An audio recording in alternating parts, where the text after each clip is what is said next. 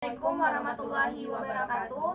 Baik, kami dari kelompok 6 akan mempresentasikan hasil diskusi kami mengenai analisis informasi keuangan PT Gudang Garam Tbk, di mana PT ini bergerak di bagian industri rokok.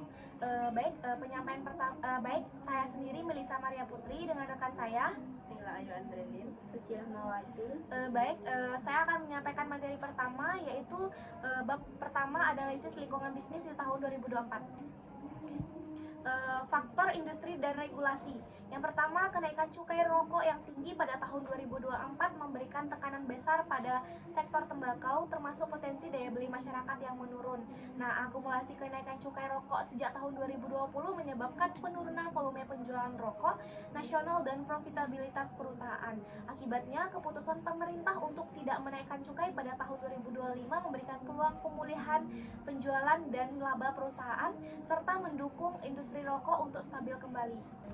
Kondisi pasar dan ekonomi makro. Yang pertama, daya beli masyarakat melemah akibat kenaikan cukai di tengah perlambatan ekonomi.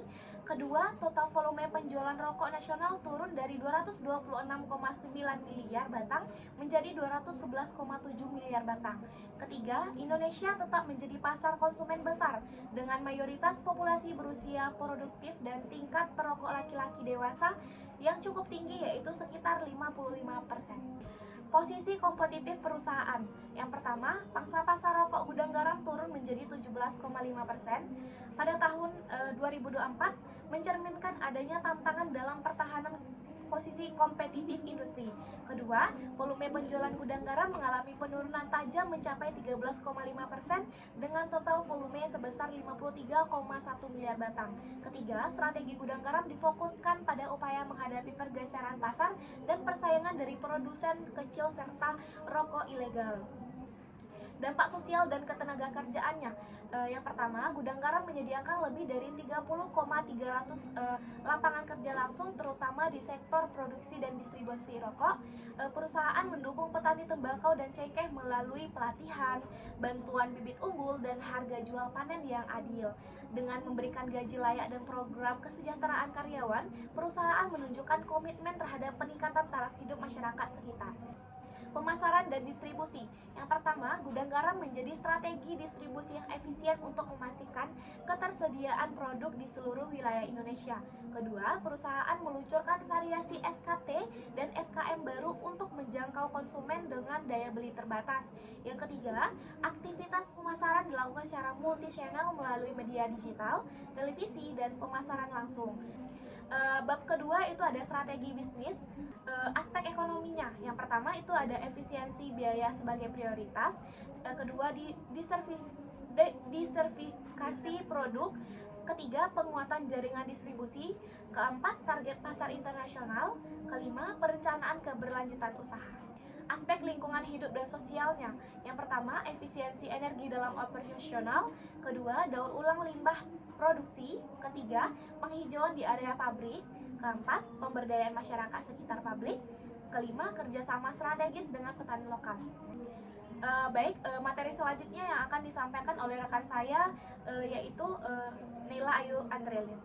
Materi selanjutnya yaitu analisis aktivitas investasi. Yang pertama, laporan keuangan dan analisis vertikal. Yang pertama itu fokus investasi jangka pendek. PT Gudang Garam Tbk sangat memprioritaskan persediaan sebagai bagian utama aset lancarnya yang mencapai 84,9% dari total aset lancar. Yang kedua, diversifikasi aset tidak lancar. Investasi jangka pendek mencakup aset tetap seperti mesin produksi serta sektor infrastruktur, yakni hak konsesi Bandar Udara Doho dan Jalan Tol Kediri Tulung Agung. Dan yang terakhir, pengelolaan modal operasional.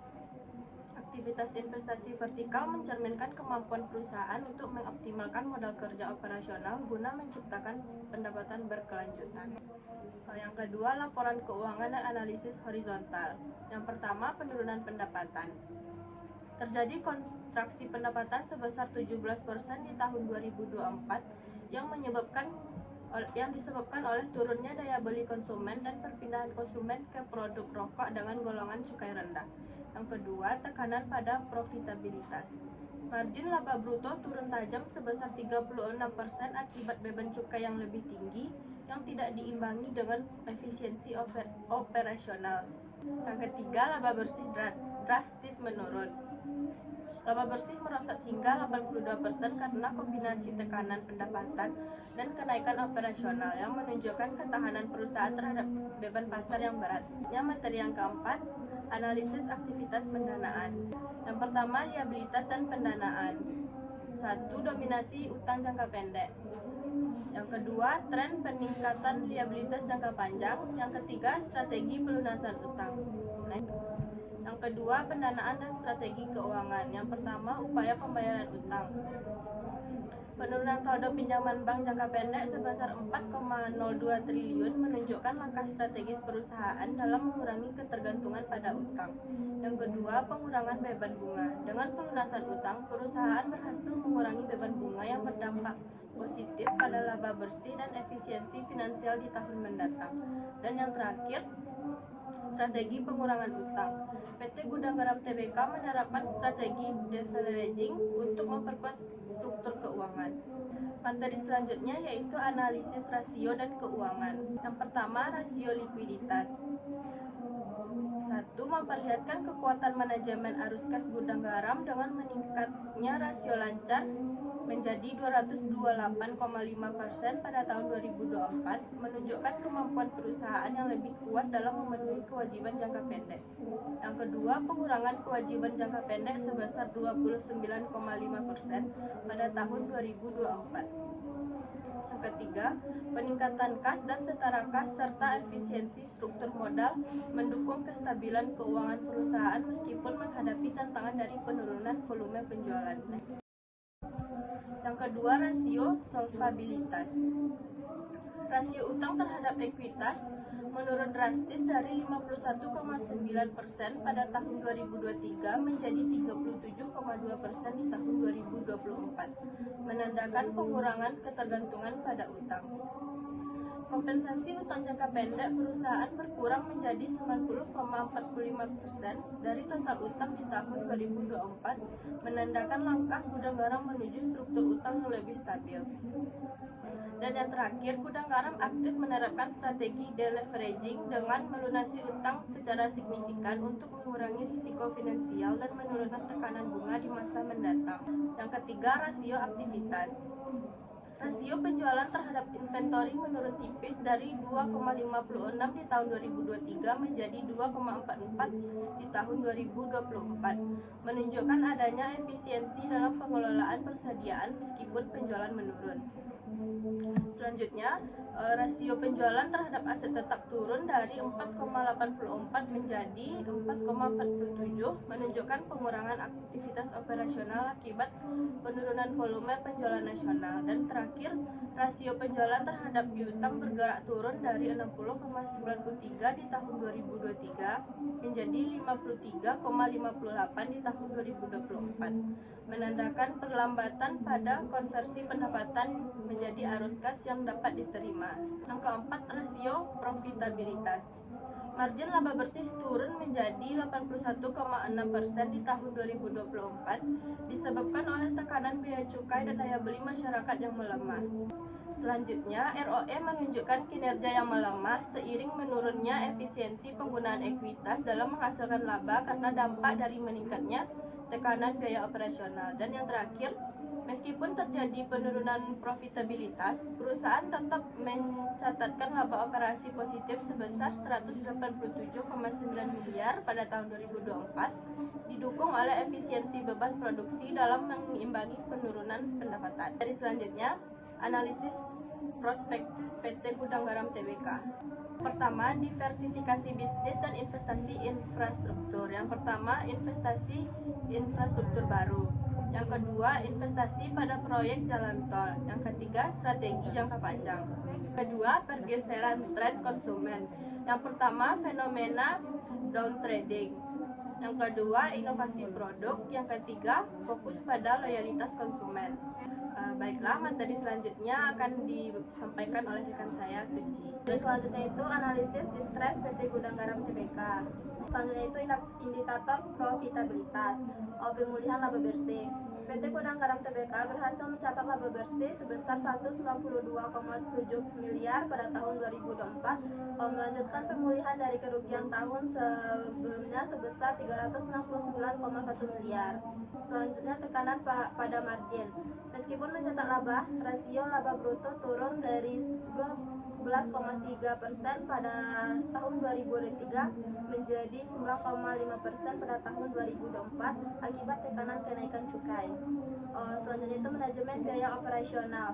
Efisiensi biaya berhasil dilakukan untuk meningkatkan beban pokok pendapatan yang menjadi kunci pemulihan profitabilitas perusahaan. Selanjutnya itu analisis likuiditas dan solvabilitas.